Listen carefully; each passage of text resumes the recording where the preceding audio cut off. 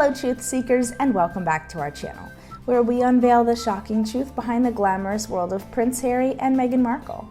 Ladies and gentlemen, welcome back to our channel. Alrighty now folks, grab your tea and settle in, because we've got some piping hot royal drama to dish out today. It's your friendly neighborhood critic here, and boy oh boy, do we have a story that'll make your jaws drop faster than Meghan Markle's acting career. But before we delve into further discussion, if you haven't subscribed, come on guys, what are you waiting for? Hit like, subscribe, and that notification bell ASAP. And also, if you enjoy the content and want to be a part of our inner circle, consider supporting us on Patreon. It's where we share exclusive behind-the-scenes content, early access, and connect with you on a more personal level.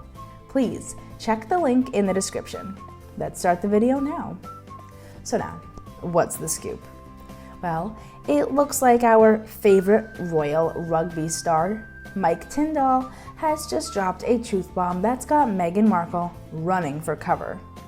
And let me tell you, it's about time someone put that spotlight-hungry Z-list actress in her place. Now, before we dive in, let's remember who Mike Tindall is. This isn't just some random bloke off the street, no. This is Princess Anne's son-in-law we're talking about. A man who's been part of the royal family for years, who's seen the ins and outs of what it means to be a royal. And guess what? He's singing a very different tune from our favorite whiner-in-chief, Meghan Markle. In his new book, Mike spills the tea on what it's really like to marry into the royal family. And surprise, surprise, it's nothing like the horror story Meghan's been peddling. Mike says, and I quote, "Believe it or not, marrying into the royal family was pretty easy for me. They were always nice to me, and I was always nice to them. Simple, really." Well, would you look at that? It's almost as if you're not a narcissistic, fame-hungry troublemaker, the royal family might actually be, wait for it, nice to you. Who would have thought? But it gets better, folks. Mike goes on to joke about the food situation, expecting big trays loaded with scones and exotic fruit tarts, but instead getting a couple of broken rich teas and what appeared to be a half-eaten malted milk. Now, this is how you poke fun at the royals, Meghan, with humor and affection, not by crying to Oprah about how no one asked if you were okay. And speaking of Meghan's complaints, let's compare, shall we? While Mike's joking about biscuits, what was Meghan whining about? Oh, that's right.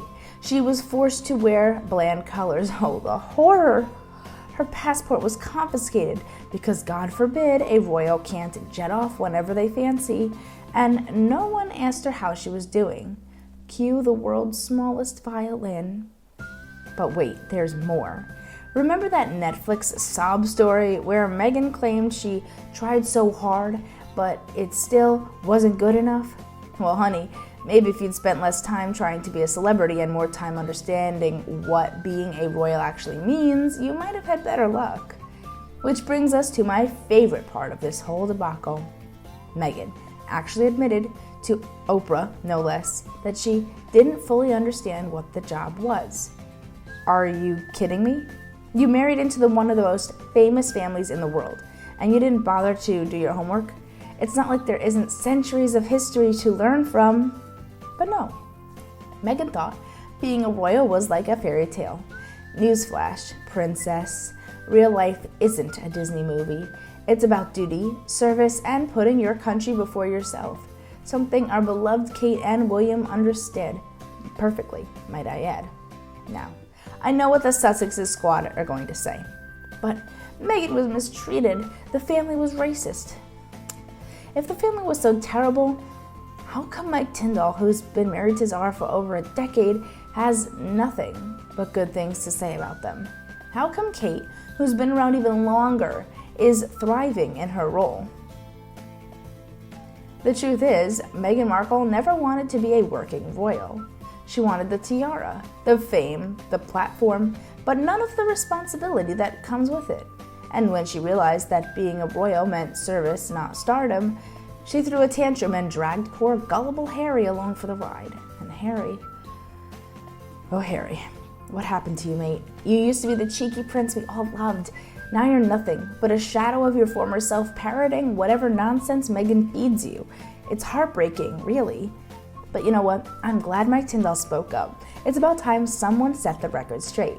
The royal family isn't perfect. No family is. But they're not the villains Meghan's been painting them as. They're people trying to do their best in a unique and often challenging situation. So here's to Mike Tindall for having the guts to tell it like it is. And here's to the rest of the royal family for carrying on with grace and dignity in the face of the Sussexes' constant attacks. As for Meghan, well, honey, you messed up the wrong royal this time. Maybe next time, before you start throwing stones, remember those who live in glass houses shouldn't throw stones, especially when those houses are $14 million mansions in Montecito. Until then, my fellow royal watchers, keep your eyes peeled, your ears open, and your skepticism firmly in place. Because in the world of royal watching, the truth is often stranger than fiction. And the fiction is pretty darn strange to begin with.